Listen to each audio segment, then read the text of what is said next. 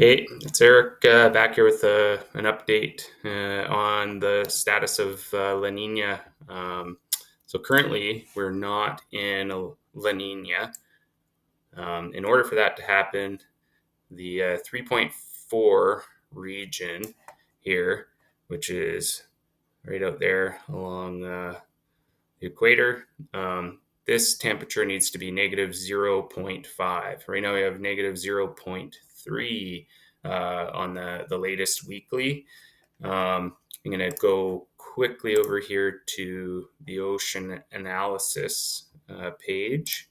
And this is the 3.4 temperature currently. So we have negative 0.7.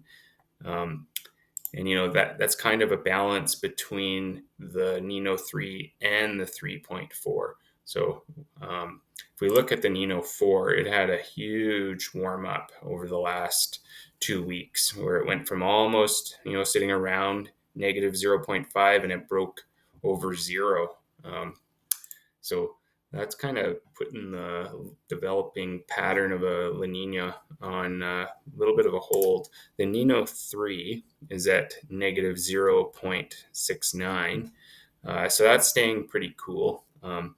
Maybe, who knows? It depends how the currents are working, but this might have been its peak, and it might start to cool now as that cooler air or ocean water wells up from underneath. And the Nino 1 and 2 combined, it's a negative 7 or 0.762, which is kind of this little zone right off of Ecuador.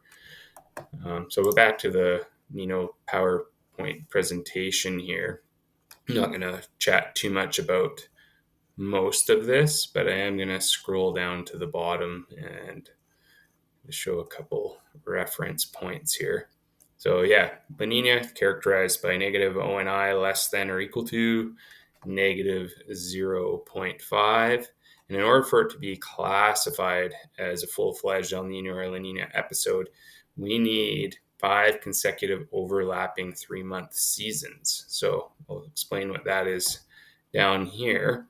So these are all months grouped together, and then that's the average temperature of the ocean at that at the Nino 3.4 region. So as we can see, August, September, October, the average temperature there was negative 0.2. So we're quite a ways off from actually settling into a La Nina. As you can see here, 2020 all the way through to 2023 was almost a solid La Nina, even through the summers. Even with, I guess, global warming, those actually still produced quite good winters for us, even though we had really hot summers. The winter pattern was pretty steady with what we've come to know as a La Nina pattern, which is right over here, kind of more in line with this, wet and much cooler than normal for the Pacific Northwest and BC. And then more on like a global pattern. Well, here's a bigger picture in North America.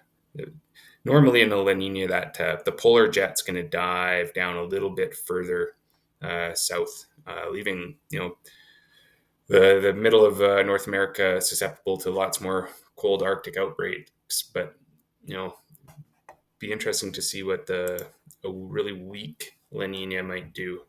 Maybe it'll just be wetter, maybe not. Who knows? Maybe we'll end up with a neutral year. Only time will tell here. And here is the La Nina favored to emerge still, September to November. That has not happened. They said a 60% chance. Those temperatures are going to have to cool drastically in order for this to materialize for that period of time anyway. And then I think our next best potential is maybe we'll have some development of it through the November, December, January, if those temps can finally start to fall off. If not, who knows what we'll get. But most weather models are still predicting a greater chance of, a weak La Nina. So fingers crossed, we'll see what we get. All right, till next time, keep your tips up.